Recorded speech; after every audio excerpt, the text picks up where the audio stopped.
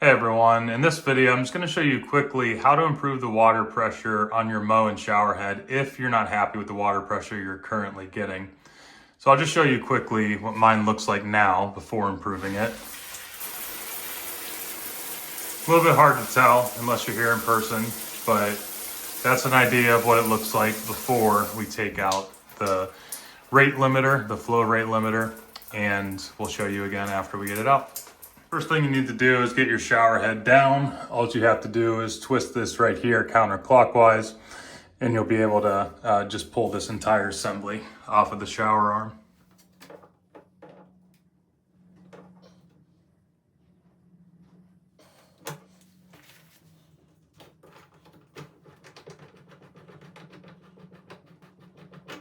Now, just to call this out quickly, it did fall out whenever I was taking off the shower head, but this little piece you'll need to make sure you hang on to, and you'll need to put it back in there before you reinstall your shower head, or else you will get water leaks coming from that part of your shower head. So the piece we actually need to take out here is that blue piece with the little white cross section. Mine's a little mangled because I actually already took it out before doing this video. But for you, you can either use needle nose pliers to take it out. You just have to be pretty firm with it to get that whole piece out of there.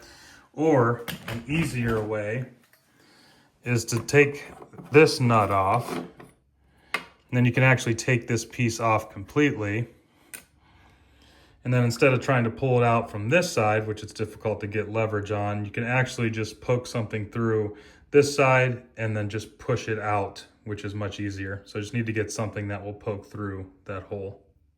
All right, I actually just went and grabbed a little metal chopstick here, just because it fits in that hole well. And then I'm just gonna use those vice grips on the other side to tap it to get it out of there.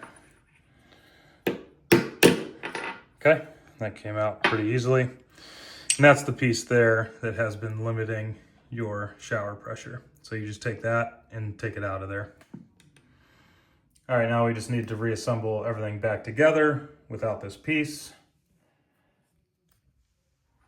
So make sure that ball side is going to be facing down, and then you got this little plastic piece, put the smaller side facing up, slides over top of the ball. Then we gotta take that plastic nut, put that back on there. That will secure that into place. And then I already have it in there, but that little rubber washer or gasket that needs to go back in there to create the watertight seal with the shower arm. Now we can go ahead and throw it back up there.